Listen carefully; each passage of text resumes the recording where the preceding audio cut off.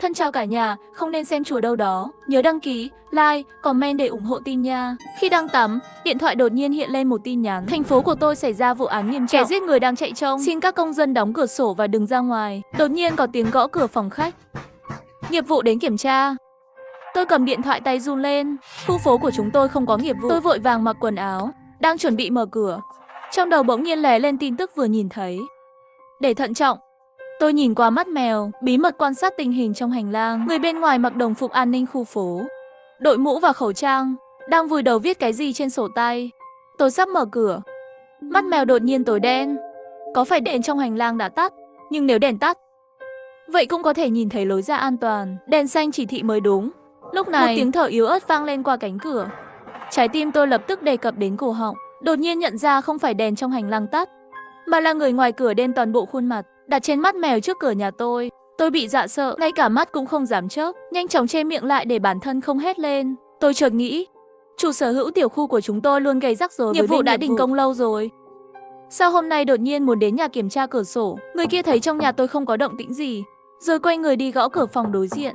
Nghiệp vụ đến nhà kiểm tra cửa ra vào và Nghiệp cửa vụ sổ. gõ Cửa mấy lần. Sau một hồi, một người mặc đồ ngủ, người đàn ông tóc rối bù mở cửa. Hai người nói gì ở cửa. Sau đó nghiệp vụ liền bị anh trai đối diện dẫn vào cửa, đóng cửa lại. Hành lang lại yên tĩnh. Chẳng lẽ thật sự là người của nghiệp vụ? Nhưng sao nghiệp vụ lại đến nhà kiểm tra muộn như vậy? Tôi càng nghĩ càng không đúng. Lấy điện thoại ra mở nhóm chủ sở hữu, muốn xem có bỏ lỡ tin tức gì không. Kết quả trong nhóm cũng không có ai nói chuyện. Lúc này điện thoại nhắc nhở có người kết bạn với tôi. Ghi chủ nhóm là 502, thêm tin nhắn kết bạn là xin chào. Là người hàng xóm sống đối diện với bạn. Xin hỏi tối nay nhà bạn có nghiệp vụ kiểm tra cửa ra vào và cửa sổ không? Người quản lý nghiệp vụ vừa vào nhà anh ta. Anh ấy lại thêm bạn bè hỏi tôi tình huống gì vậy? Tôi không lập tức thông ta bạn bè của anh ta. Tôi định nói chuyện riêng trước, hỏi em gái tôi sống ở tầng dưới. Nếu nghiệp vụ đến nhà kiểm tra, theo lẽ thường mà nói, hẳn là từ dưới lên trên. Xin chào, chị là hàng xóm ở trên lầu. Chị muốn hỏi, tối nay có nghiệp vụ đến nhà kiểm tra cửa ra vào và tôi cầm điện thoại đợi rất lâu. Bên kia đều không trả lời. Nhìn vào thời gian đã gần 10 giờ tối rồi, chắc là ngủ rồi chứ. 502 cũng không tiếp tục gửi tin nhắn. Lúc đó tôi chợt nhận ra, nghiệp vụ vào nhà 520 khá lâu rồi. Kiểm tra cửa ra vào và cửa sổ nào mất hơn 20 phút. Lúc này tôi cũng đứng gần cửa phòng, không nghe thấy tiếng mở cửa. Lại một lần nữa ở chỗ mắt mèo, hành lang bên ngoài hoàn toàn tối đen, chỉ có biển báo an toàn phát ra ánh sáng xanh lá cây. Lúc này điện thoại đột nhiên rung 2 lần. Là tin nhắn từ em gái dưới lầu. Có đấy, vừa kiểm tra nhà em xong. Tôi thầm thở phào nhẹ nhõm, có vẻ như bị ảnh hưởng bởi tin tức xuất hiện ngày hôm nay. Một chút ảo tưởng bị giết. Thật là đáng sợ. Tôi lắc đầu, mắt lại quét tin nhắn trong điện thoại. Cái nhìn này tôi luôn cảm thấy có gì đó không ổn, nhưng lại không nói được. Nghiệp vụ đã ở trong gần nửa tiếng rồi. Rốt cuộc là kiểm tra cửa ra vào và cửa sổ. Mất nhiều thời gian như vậy. Tôi lại gửi tin nhắn cho em gái tôi ở tầng dưới. Xin lỗi vì đã làm phiền em một lần nữa. Chị muốn hỏi nghiệp vụ kiểm tra cửa ra vào và cửa sổ mất bao lâu? Có thể nửa tiếng. 5 chữ ngắn gọn. Tôi nhìn nhưng trong lòng rất sợ. Cuối cùng tôi cũng phát hiện ra có gì đó không ổn. Tôi lật lịch sử trò chuyện về phía trước. Em gái dưới lầu là sinh viên. Trước đây gửi tin nhắn cho tôi bất kể gửi gì, luôn thêm một akan ở phía sau. Nhưng 2 tin nhắn lần này rất ngắn gọn. Không chỉ không có akan, thậm chí không có dấu chấm câu. Tôi đang nghĩ. Trong hành lang đột nhiên có tiếng mở cửa. Tôi nhanh chóng khom xuống cửa xem. Người nghiệp vụ đi ra rồi. Hắn đóng cửa lại, ghi lại vài thứ trên sổ tay, rồi quay đi. Chẳng mấy chốc anh ta biến mất trong mắt mèo. Ngay sau đó có tiếng thang máy mở cửa lại đóng cửa. Sau đó không có âm thanh nào khác. Tôi nhìn thời gian. Đó là 31 phút kể từ khi anh ấy vào và ra. Tương tự như những gì em gái ở tầng dưới nói. Lẽ nào là tôi nghĩ quá nhiều. Đèn trong hành lang tắt rồi. Hành lang lại trở lại bóng tối. Tôi tiếp tục khom xuống cửa quan sát một lúc. Sau khi xác định không có gì bất thường mới trở về phòng. Sau khi tôi nằm trên giường, đột nhiên nghĩ đến tin tức hiện lên vào buổi tối. Không buồn ngủ trong nháy mắt. Vì vậy, tôi đứng dậy và đi ra ban công để hít thở không khí. Tôi không nghe thấy tiếng cửa sắt lớn đóng lại ở tầng dưới. Chẳng lẽ người nghiệp vụ vẫn chưa đi sao? Nhưng tầng 6 không có người ở. Ngay cả khi anh ta gõ một vòng cửa từ tầng 6 lại xuống tầng 1 cũng không lâu đâu. Rất nhanh, một ý nghĩ khủng khiếp xuất hiện trong đầu tôi. Người đàn ông tự xưng là nghiệp vụ vẫn còn trong tòa nhà của chúng tôi. Lúc này, em gái sống dưới lầu lại gửi tin nhắn xin lỗi. Chị ơi, vừa rồi em đang sơn móng tay, không cầm được điện thoại. Là bạn trai em trả lời tin nhắn của chị. Lần này có dấu chấm câu, cũng có akan, 2 phong cách hoàn toàn khác nhau. Có vẻ như tôi đã sai về anh ta. Tôi đang định trả lời em ấy, tin nhắn lại được gửi đến. Chị ơi, chị có thấy tin tức hôm nay không? Thật đáng sợ, may mắn là khu phố chúng ta có người bất động sản. Đến nhà kiểm tra cửa sổ, nhân tiện, chị không biết phải không? Tiểu khu của chúng ta đổi nghiệp vụ mới rồi. Chú Vương ở tầng 1 là đội trưởng tài sản, chó con vốn là chú Vương ở tầng 1. Vậy thì anh ấy không ra khỏi tòa nhà là chuyện bình thường rồi. Hình như tôi nghĩ quá nhiều. Tôi lắc đầu. Sau khi hít một hơi thật sâu, định trả lời em ấy. Trễ rồi, đi ngủ đi. Tin nhắn vẫn chưa được gửi đi. Ngay lập tức một cảm giác lạnh người xuất hiện. Dưới lầu 402 một mảnh tối đen như mực, không bật đèn. Nếu là một mảnh màu đen, vậy em ấy sơn móng tay như thế nào? Đột nhiên 402 lại gửi một tin nhắn đến. Chị ơi, chúng ta ngủ thôi, chị cũng nghỉ ngơi sớm đi. Chúc ngủ ngon, dễ thương, chị đã ngủ chưa? Nhưng tại sao lại trùng hợp như vậy? Giao diện điện thoại di động của tôi ở trong nhóm chủ sở hữu. Tin nhắn cuối cùng trong nhóm là do chú Vương gửi vào buổi sáng. Ma xui quỷ khiến, tôi mở ảnh đại diện của chú Vương, yêu cầu kết bạn với chú ấy. Không ngờ chú ta lại ép trong vài giây. Tôi là hàng xóm trên lầu. Tôi muốn hỏi, tối nay tổ chức bất động sản đến nhà kiểm tra chưa? Chú Vương cũng nhanh chóng trả lời đúng. Không phải nói có tên sát nhân điên cuồng sao? Nửa đêm sẽ tạm thời tổ chức kiểm tra tại nhà. Bây giờ cháu đang ở nhà phải không? Tôi sẽ lên ngay. Tôi lập tức trả lời chú ta. Vậy chú đã từng đến 402 chưa? Là như vậy. Lần trước tôi mượn máy sấy tóc của em gái tôi ở tầng dưới. Tôi muốn trả lại, nhưng gửi tin nhắn và gọi điện thoại cho em ấy đều không trả lời. Chắc là em ấy không có ở nhà. Tôi vừa gõ cửa cũng không mở. Bây giờ cháu có ở nhà không? Tôi sẽ lên ngay. Nhận được tin nhắn này, điện thoại của tôi suýt rơi xuống đất. Chú Vương nói sao? 402 không có ở nhà. 402 rõ ràng nói chú Vương đã đến nhà em ấy rồi. Một người nói đã từng đến, một người nói chưa từng đến. Cái quái gì thế này? Chắc một trong hai người đang nói dối. Thấy tôi không trả lời, chú gửi lại rồi. Cháu sống ở 501 phải không? Cháu có ở nhà không? Ở nhà thì tôi lên đây. Tối nay không kiểm tra xong nghiệp vụ không thể bàn giao được. Chúng ta đều phải đăng ký. Thấy tin nhắn không? Tôi sẽ lên ngay. Tôi sẽ ra ngay. Lát nữa nhớ mở cửa nhé. Thấy tôi không trả lời, chú ta lập tức gọi video cho tôi. Tôi không chấp nhận. Chú Vương luôn tốt bụng, lần này là sao vậy? Từ lời nói của chú ấy, không một bước tiết lộ cảm giác cấp bách và áp bức. Vì để bảo hiểm, tôi trực tiếp trả lời xin lỗi chú Vương. Hôm nay tôi không ở nhà, tôi ở chỗ bạn học rồi. Ngày mai chú lại đến kiểm tra được không? Không phải cháu vừa nói muốn xuống trả lại máy sấy tóc sao? Em ấy ở nhà, tối nay tôi sẽ đi trả. Hóa ra em ấy không có ở nhà. Vậy thì hôm khác tôi sẽ trả lại cho em ấy. Sau khi tin nhắn được gửi đi, chú Vương bên kia không còn trả lời nữa. Có vẻ như vậy, chú Vương và 402 hiển nhiên chú Vương càng không đúng. Nhưng tôi không có bằng chứng, cũng không thể nói có gì sai. Hiện tại có thể làm, bảo hàng xóm cẩn thận một chút. Tôi đã gửi một phong bì màu đỏ trong nhóm. Ai nhận được phong bì màu đỏ chứng minh ai chưa ngủ, tôi sẽ nói chuyện riêng với người đó, bảo người đó đóng cửa sổ và cửa ra vào. Trước đây gửi phong bì màu đỏ trong nhóm sẽ được nhận trong vòng chưa đầy 1 phút. Nhưng phong bì màu đỏ này của tôi đã được gửi đi 5 phút rồi. Một người nhận phong bì màu đỏ cũng không xem nữa. Thời gian sắp 11 giờ rưỡi rồi. Tôi chợt nhớ ra, tầng dưới 301 là một cô gái nuôi chó, thường xuyên dắt chó đi dạo vào ban đêm. Lúc này hẳn là dắt chó đi dạo sắp về rồi. Nghĩ đến đây tôi lập tức kết bạn với cô ấy. Chờ mấy phút rồi, bên kia cô ấy đều không có phản hồi. Chẳng lẽ ra ngoài không mang theo điện thoại di động? Đột nhiên một tia chớp trên bầu trời. Sau đó trời bắt đầu mưa to. Tôi mới nhớ ra, buổi sáng chú Vương ở trong nhóm nói buổi tối sẽ có mưa to. Chị gái tầng 3 có thể là nhìn thấy dự báo thời tiết, cho nên tối nay không đi dắt chó đi dạo. Sắp đến 12 giờ rồi.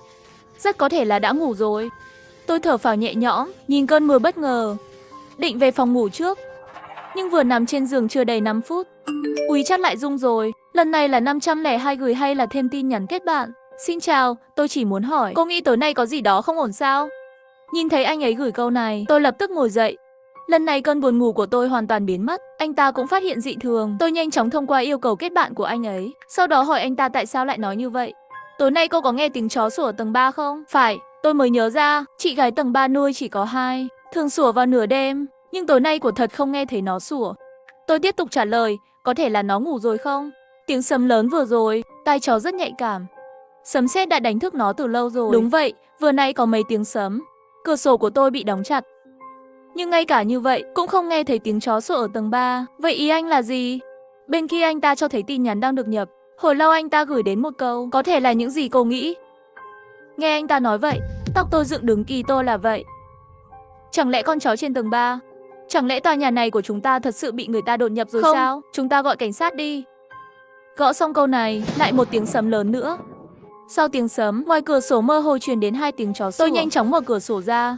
Qua tiếng mưa nhỏ, tôi nghe tiếng chó sủa. Lại là báo động giả. Tôi lau mồ hôi lạnh trên trán. Anh nghe không? Tiếng chó sủa của tầng 3. Có thể là tiếng sấm đầu tiên không đánh thức được nó. Lúc này nó tỉnh rồi. Anh có nghe thấy không? Tôi nghe thấy rồi, nhưng hãy cẩn thận. Tôi luôn cảm thấy có gì đó không ổn tối nay. Cô kiểm tra xem cửa ra vào và cửa sổ đã đóng chưa? Tôi quan sát lại một chút. Có việc liên hệ với cô nhé. Anh ta đã nhắc nhở tôi. Tôi trở lại phòng khách. chuẩn bị kiểm tra lại xem cửa đã khóa chưa. Vừa đến cửa, đột nhiên một cơn gió thổi qua.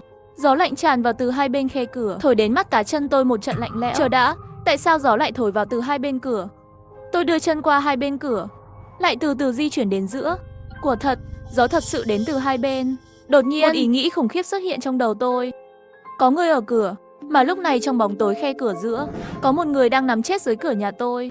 Quan sát mọi thứ bên trong cửa nhà tôi nhanh chóng gửi tin nhắn cho 502. Dường như có một người đang nằm trước cửa nhà tôi. Nhưng tôi không chắc.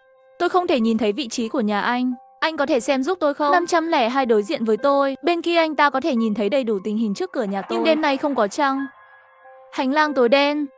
Ngoài đèn xanh của biển báo, không có gì khác để chiếu sáng. Tôi lại vội vàng gửi tin nhắn cho anh ta. Anh có thấy không? Trong hành lang tối quá.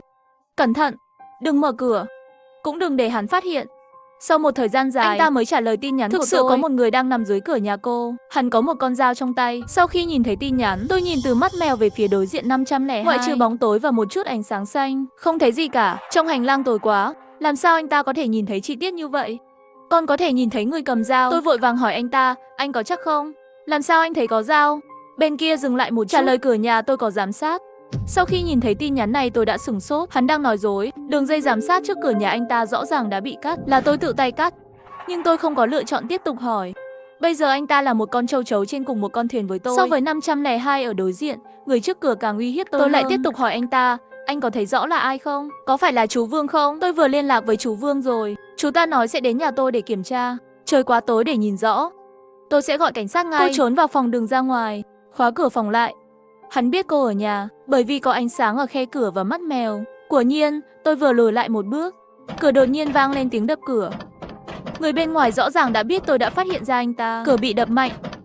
Mỗi lần gõ mạnh, tất cả giống như đập vào tim tôi. Trái tim tôi đập thình thịch, như thể giây tiếp theo có thể nhảy ra khỏi lồng ngực. Lúc này đèn điều khiển bằng giọng nói bên ngoài hành lang sáng lên. Nhưng tôi không dám nhìn ra ngoài. Chị gái 301 vẫn không ép tôi. Em gái của 402 nói rằng em ấy đã ngủ. Bây giờ chỉ có 401 tiểu triệu. Tôi vẫn chưa liên lạc được. Tôi nhanh chóng thêm anh ta thông qua nhóm chủ sở hữu. Tin nhắn là đừng ra ngoài. Bên ngoài nguy hiểm, xin vui lòng ép bạn bè. Rất nhanh anh ta đã ép yêu cầu kết bạn của tôi. Chuyện gì đã xảy ra? Tôi đã sẵn sàng đi ngủ rồi, lại bị cô đánh thức. Chúa ơi, cuối cùng cũng có người trả lời tôi. Tôi đã nói với anh ta đại khái tình hình tối nay rồi. Nói với anh ta là tôi không liên lạc được với 301 và 402. Còn nói với anh ta người ở cửa nhà tôi có thể là chú Vương. Bảo anh ta đừng ra ngoài, cẩn thận. Chỉ cần không ra ngoài, khi cảnh sát đến, chúng tôi không sao đâu. Nhưng 401 lại chậm rãi trả lời tôi một tin. Chú Vương, không phải chú ta vừa đến nhà tôi kiểm tra cửa sổ sao? Để tôi lên xem. Tôi chắc tôi đã gửi cho anh ta. Người đàn ông ở cửa có một con dao. Tôi vội vàng khuyên anh ta đừng lên đây. Hắn có dao, anh đi xem tin tức đi. Tối nay xảy ra án mạng ở chợ Rau Thành Tây. Kẻ giết người vẫn chưa bị bắt. Rất có thể là người ở cửa. Hơi kích thích đấy. Đây không phải là công lao hạng nhất sao? Cô yên tâm đi cô ơi, tôi đã luyện qua rồi. Hắn có dao, tôi cũng có. Tôi vẫn đang tự vệ. Đừng sợ, không phải cô vừa nói 502 cũng ở nhà sao? Cô yêu cầu anh ấy giúp tôi thu hút sự chú ý. Tôi hoàn toàn có thể chế ngự được hắn. Anh ấy nói xong gửi cho tôi một bức ảnh xem. Đây là nước ớt tự làm của tôi. Xịt một chút hắn sẽ lên trời Tây. Bình thường chỉ cảm thấy tiểu triệu của 401 là một chàng trai tinh thần. Không ngờ mạch máu não của anh ta cũng không bình thường lắm. Lúc này lại muốn lên đây đánh đơn. Tôi tiếp tục khuyên anh ta, anh đừng lên đây gây thêm rắc rối nữa. Mục tiêu của hắn bây giờ là tôi. Cứ ở nhà đi. Anh không đánh được hắn đâu. Lát nữa sẽ tự kéo mình vào đấy. Nhưng bên đó không còn trả lời nữa. Thằng nhóc này không phải đã thu dọn đồ đạc rồi sao? Tôi nhanh chóng nói với 502 chuyện này. Như tức giận với tôi, liên tục gửi 3 dấu hỏi. Tiếng đập ở cửa vẫn đang tiếp tục. Sau khi biết có người muốn lên đây, hình như tôi cũng không còn sợ hãi nữa. Nhìn qua mắt mèo, một cái nhìn thôi đã làm tôi giật mình. Người ngoài cửa toàn thân đều là máu. Máu trên mặt là mờ ngũ quan. Nhưng tôi vẫn có thể nhận ra hắn là ai. Hắn không phải chú Vương, mà là bạn trai của em gái 402 ở tầng dưới. Lúc này tay trái hắn cầm dao, tay phải đập vào cửa nhà tôi. Cứ nhìn thẳng vào mắt mèo của tôi. Hắn biết tôi đang nhìn vào mắt mèo. Tôi không biết mình đang nói gì. Đèn trong hành lang tối dần và sáng lên theo chuyển động của hắn. Hình ảnh trông rất lạ. Tôi không biết tại sao hắn lại như thế này. Máu trên người hắn là của em gái dưới lầu sao? Và chợ Rau Thành Tây được báo cáo trong tin tức hôm nay. Vụ giết người có liên quan đến hắn không? Người luôn nằm trước cửa nhà tôi là hắn ta. Như vậy trước đây chú Vương người nói muốn lên đây tìm tôi đã đi đâu? Chú Vương còn sống không? Tôi nhìn điện thoại.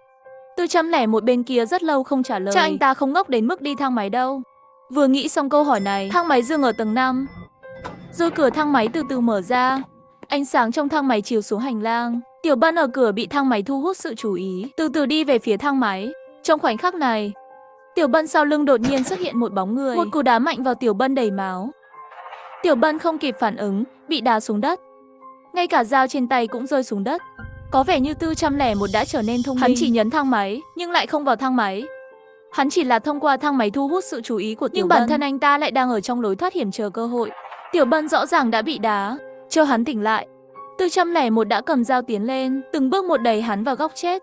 Họ đi vào điểm mù của mắt mèo. Tôi không thể thấy chuyện gì đã xảy ra, chỉ mơ hồ nghe thấy tiếng đánh nhau. Nhìn lại tình hình vừa rồi, rõ ràng là 401 đã thắng. Tiểu Bân xem ra hoàn toàn không phải đối thủ của hắn. Lúc này đối diện 502 cũng mở cửa. Tôi cũng nhanh chóng mở cửa để giúp đỡ. Cửa mở được nửa đường, tôi nhìn thấy con dao trên sàn nhà. Đó là một con dao hoa của dính đầy máu. Lúc này đang yên tĩnh nằm ở cửa nhà tôi cứ lặp đi lặp lại trong đầu. Tình hình vừa rồi, chờ đã, ánh mắt của Tiểu Bân cứ gõ cửa nhà tôi. Ánh mắt hắn không phải là giận dữ, không phải ánh mắt giết người, nhưng là sợ hãi. Làm sao có thể là sợ hãi? Hắn sợ cái gì?